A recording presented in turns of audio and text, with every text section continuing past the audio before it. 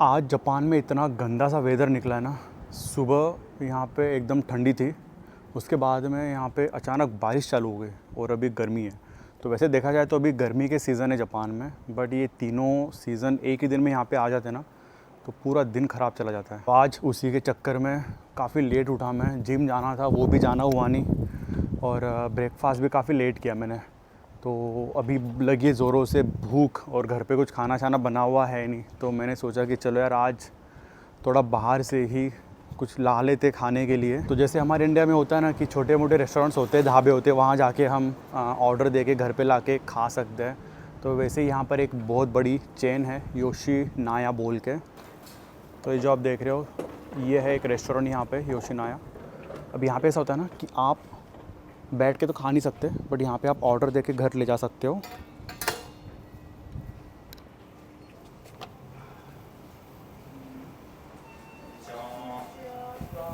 तो यहाँ पे अभी हम स्क्रीन पे, ये देखो यहाँ पे सब ऑनलाइन ही होता है, ये मॉनिटर होता है। यहाँ पे आप जो भी आपको चाहिए आप सिलेक्ट कर लो। इंग्लिश मेनू था यहाँ पे, अब इंग्लिश मेनू ने हटा दिया है, सब जापानीज़ में ही है। हम देखते कोई यहाँ पे सैलड मिलता है तो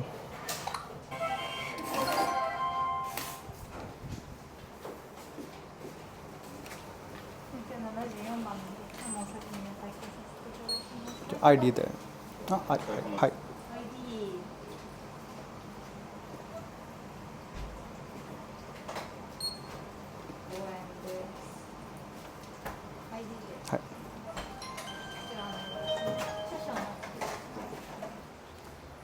ऑर्डर तो दे दिया है, अभी 5 मिनट वेट करते हैं, बहुत जल्दी बना के देते हैं ये।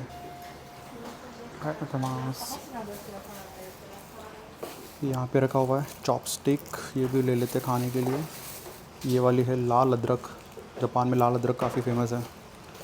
तो यहाँ पे कुछ है स्पाइस, ये भी ले लेते हैं खाने के लिए।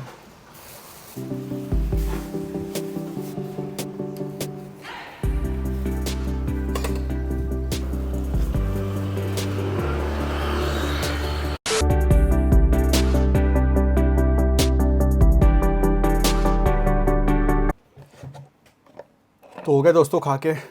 तो यूजुअली मैं जापान में जब भी खाना खाता हूँ तो यूजुअली चॉपस्टिक से ही खाता हूँ। पहले मुझे आदत थी, जो हमारे फोर्क होते हैं, स्पून होते हैं, उससे मैं खाता था, क्योंकि मुझे पहले आता नहीं था खाना चॉपस्टिक से। तो यूजुअली जापान में लोग कुछ भी खाते हैं ना, वो चॉपस्टिक से ही खाते हैं।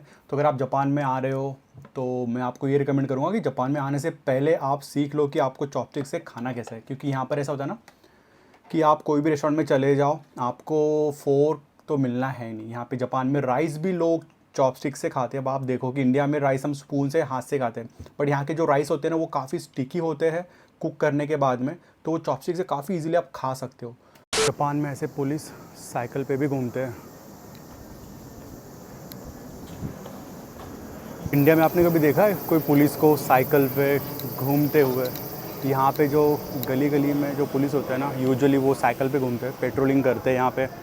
और जो हाईवे के पुलिस होते हैं उनके पास बाइक होती है या फिर उनके पास कारें भी होती है, बट ज़्यादातर मुझे यहाँ पे जो पुलिस होते हैं ना वो साइकिल पे ही दिखते हैं। हमारे इंडिया में धोबी की दुकानें तो होती है, यहाँ भी धोबी की दुकानें, मैंने आपको लास्ट टाइम बताया था कि मेरे घर के पास एक धोबी की दुकान है जहाँ पे कपड़े वगैरह धुलवा के देते हैं। बट मेरे पास एक स्नीकर है जो वाइट कलर का, कॉन्वर्स का, मैंने आई थिंक 1-2 साल पहले ख़रीदा था।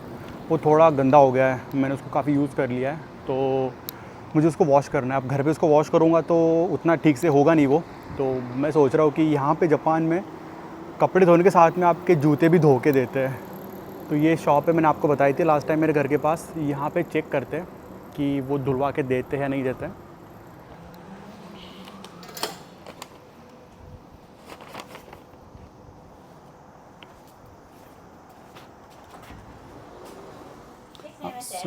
कुछ वा कुरनिंग देकिमासु का? कॉन्वर्सの。スニーカー大丈夫です。大丈夫ですか？今ね、700円になっちゃったけど。700円ですか？あ、大丈夫です。大丈夫。はい。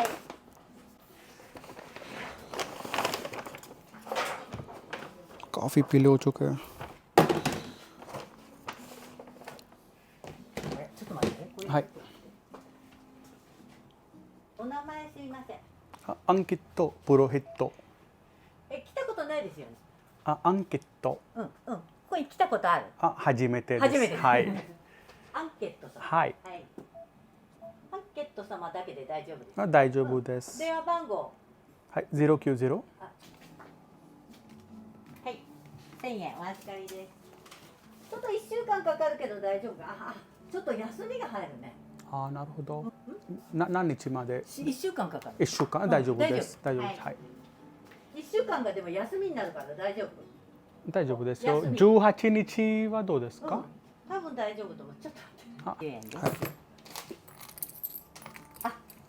ごめんなさい。12日にできる。12は大丈夫です。はい。今度の土曜日です。じゃあこれを持ってきてくださいね。ありがとうございます。お預かりしますね。तो यहाँ पे आप देख रहे हो रेट लिखे हुए वॉश करने के।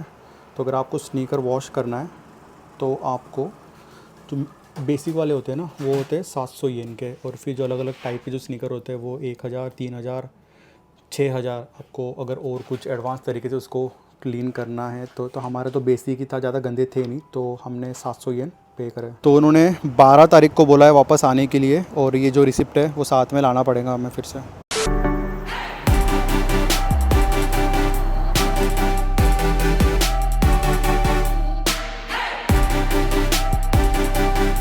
अभी गैटलिन का कॉल आया मुझे, बोलता है कि उएनो जाते हैं डिनर करने के लिए। मैं बोला यार अभी तो मैं जिम के लिए निकल गया हूँ, तो कैंसिल कर दे आज का प्लान, क्योंकि शाम को एक मेरा टेस्ट भी है और उसके बाद में मेरा एक प्रोजेक्ट सबमिशन है, उसकी भी थोड़ी तैयारी करना है, तो मना कर दिया मैंने उसको। तो गैटलिन से याद आया मुझे, जो मैंने अभी ये शर्ट पहना है आप देख रहे हो, ये उसने गिफ्ट किया है मुझे। थाईलैंड गया था वो कुछ 1 या 2 वीक पहले, और वहाँ से उसने ये मेरे लिए ये वाला शर्ट लाया उसने, ये लाया XXL। उसको बोला मेरा साइज़ XL है, पर उसने XXL लाया उसके साइज़ का। उसको लगा कि मैं अभी वो हो रहा है खुद मोटा, तो उसने उसके साइज़ का मेरे लिए ला लिया। बट हाँ, पहनने के बाद में मुझे इतना कुछ फ़र्क नहीं लग रहा है, सही लग रहा है पहनने के बाद में, फिटिंग वगैरह अच्छी है इसकी। ये रास्ते में मुझे एक जापानीज़ टेम्पल दिखा है। यूजुअली यहीं से आता हूँ मैं, पर रात में जाता हूँ इसलिए मुझे पता नहीं चलता। अभी अंदर जाके देखते हैं इसके। एंट्री देख रहे हो आप, कितनी सही लग रही है इसकी। तो यूजुअली आप देखोगे कि यहाँ पे इस तरीके के, इसको तोरी बोलते हैं, तो हर जापानीज़ टेम्पल में आप जाओगे तो आपको इस तरीके का रेड तोरी दिखेगा। अभी तो शायद इन्होंने वो दरवाज़ा बंद करके रखा हुआ है। ये जो आप देख रहे हो घंटी, हमारे इंडिया में घंटी होते से बजाते हैं, यहाँ पे इस तरीके से घंटी बजाते हैं, बज नहीं रही है ठीक से। देखो यहाँ भी एक छोटा सा तोरी दिया है और एक घंटी दी हुई है। और ये है जापानीज़ भगवान जी। अंदर कौन से भगवान है मुझे नहीं पता, आप देखो और मुझे कमेंट करके बताओ कि ये कौन से जापानीज़ भगवान है। यहाँ भी देखो ये हैंडपम्प लगा हुआ है, जैसे हमारे इंडिया में होता है ना हैंडपम्प, ये यहाँ भी लगा हुआ है।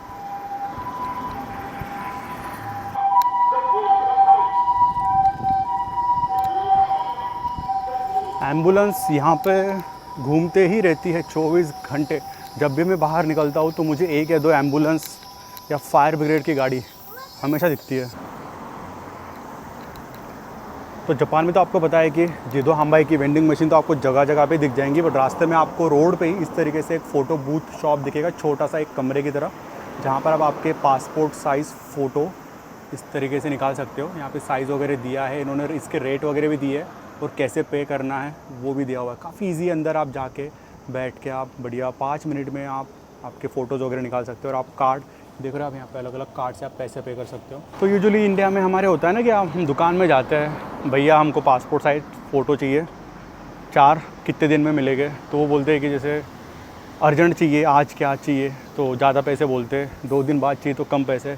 यहाँ पे वैसा नहीं है, ऐसे छोटी दुकानें लगी रहती है, जाओ और 5 मिनट में आपको आपके जो पासपोर्ट साइज़ फ़ोटो है वो आपको मिल जाएगा।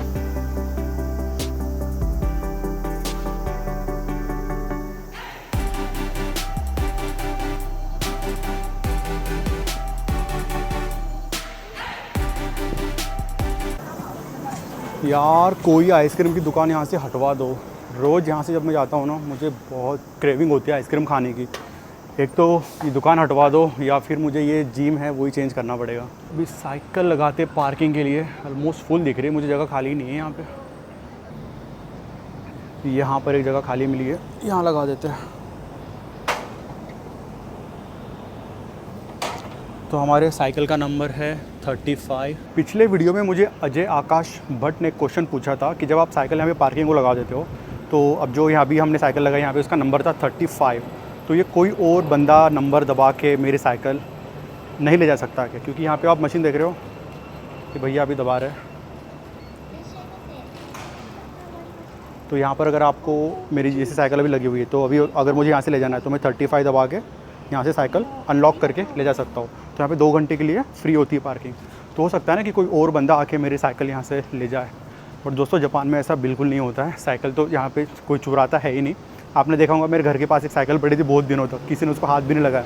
म्यूनसिपाल्टी की गाड़ी ने उसको ऐसे उठा के ले गया। और दूसरी बात ये ना कि यहाँ पे कैमरे लगे हुए हैं, बहुत सारे कैमरे लगे हुए हैं। तो अगर आपके दिल में अगर वो मोह आ गया कि किसी की साइकिल चुरा के ले जाना है, तो यहाँ पे कैमरे लगे हुए हैं, तो आप ऐसे ही पकड़े जाओगे। और जैसे हमारे इंडिया में गाड़ियों को नंबर होते हैं ना, वैसे यहाँ पे साइकिल को भी नंबर होते हैं। तो अगर आपने गलती से साइकिल चुरा भी ली और कभी अगर आपको किसी ने पुलिस ने पकड़ लिया ना और वो नंबर किसी और का रहा, तो आप चोरी के इल्ज़ाम में आपको जेल कर देंगे यहाँ पर। अच्छा साइकिल छोड़ो, मैं आपको मेरा आईफोन का किस्सा बताता हूँ।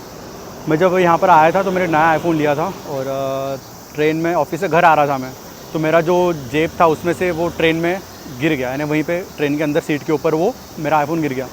अब हुआ ऐसे कि मैं एकदम थका मारा ऑफिस से आया हुआ, मैं वैसे घर पे गया और घर आके देखता हूँ तो मेरा फ़ोन नहीं है मेरे जेब में। मैं शॉक हो गया। तो मैं गया वहाँ पर, जो यहाँ पे लॉस्ट एंड फाउंड सेक्शन होते हैं हर स्टेशन पे, वहाँ गया मैं। उन्होंने बोला कि कौन सा फ़ोन था और कौन से डब्बे के अंदर था। मैंने उनको बताया कि इतने बजे की ट्रेन थी और ये फ़ोन था। तो उन्होंने बोला कि आपका फ़ोन सही सलामत है, लास्ट स्टॉप पे रखा हुआ है, तो आप अगले दिन आके उसको कलेक्ट करके सुबह ले जाना। मतलब ठीक है कोई बात नहीं। सुबह मैं गया और मेरा फ़ोन वहाँ पे कलेक्ट कर लिया। फिर कुछ साल बाद में फिर से ऐसा हुआ, मैंने एक नया आईफोन फिर से लिया और मैं जिम जा रहा था और जिम जाते समय मेरा वो फ़ोन गिर गया गाने सुनते सुनते। और जिम में पहुँचने के बाद में मुझे क्लिक हुआ, अरे यार मेरा फ़ोन मिल नहीं रहा है, कहाँ है। फिर मुझे याद आया, अरे यार ये शायद ट्रेन में गिर चुका है। और मुझे पता था कि यहाँ पे कोई चुराता नहीं है, वो ट्रेन में ही पड़ा होगा और लॉस्ट एंड फाउंड सेक्शन में उन्होंने उसको रख लिया होगा। तो मैंने पूरा 2 घंटा मेरा वर्कआउट किया और उसके बाद में फिर मैं स्टेशन पे गया लॉस्ट एंड फाउंड सेक्शन में। उनको पूछा कि यार मेरा फ़ोन गिरा है, इतने बजे की ट्रेन थी, ये कलर का फ़ोन था। वो बोला हाँ ये आपका फ़ोन है, रख लो। तो यहाँ पे इतना यानी आईफोन तक लोग नहीं चुराते, ट्रेन में गिरा हुआ ला के आपको दे देते हैं। साइकिल तो ऑफकोर्स यहाँ पे कोई नहीं चुराने वाला है। तो चलो अभी पहुँच गए हम हमारे जिम। अरे अरे अरे अरे अरे लिफ्ट बंद हो गई तो पूरी मेरे हाथ के ऊपर ही। तो चलिए दोस्तों अभी वर्कआउट करते हैं और मिलते हैं वर्कआउट ख़त्म होने के बाद में। तो लास्ट टाइम मैंने आपको बोला था कि जापान में जो टमाटर के रेट है वो इंडिया से कम है, बट आज मैं शॉक हो गया यहाँ पे टमाटर के रेट देख के। अभी मैं सुपरमार्केट में आया हूँ और यहाँ पे आप देखो ये एक टमाटर, क्योंकि जापान में टमाटर ऐसे किलो से नहीं मिलते हैं, आधा ऐसे हम इंडिया में लेते हैं ना पाव भर 1 किलो 2 किलो, वैसे यहाँ पे नहीं मिलते। यहाँ पे एक टमाटर या 4 का पैकेट ऐसे मिलता है। तो ये एक टमाटर अगर मुझे लेना है तो ये 140 येन का, यानी करीब 90-100 रुपये का ये एक टमाटर है। और अगर आपको ये 4 का सेट लेना है या फिर ये वाला 4 का सेट लेना है तो ये है दोस्तों 430 येन का, यानी करीब 300 येन का ये 4 सेट का टमाटर है। तो आप देख रहे हो कितना महंगा यहाँ पे। और ये भी एक है चेरी टमाटो, इसको ये छोटे वाले टमाटर है, ये भी 200 येन का है। रेट बढ़ गए अभी जापान में। ये भैया ले जा रहे हैं 5 किलो का राइस का पैकेट।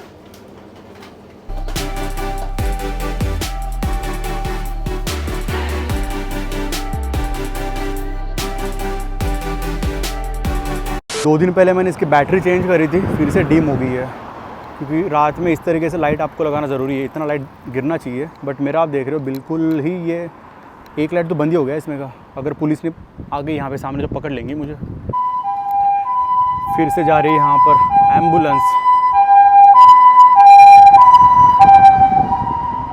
ये हाईवे पे इन्होंने इस तरीके से साइन लगा के रखा है। अगर आप ये पढ़ पा रहे हो कि ये हाईवे पे साइन की कांजी क्या है तो आप मुझे ये कमेंट करके बता सकते हो। ये पुलिस अभी साइकिल पे जा रही है कहीं पेट्रोलिंग पे। ये पीछे डब्बा क्या है? डब्बे में पता नहीं क्या रखा हुआ है।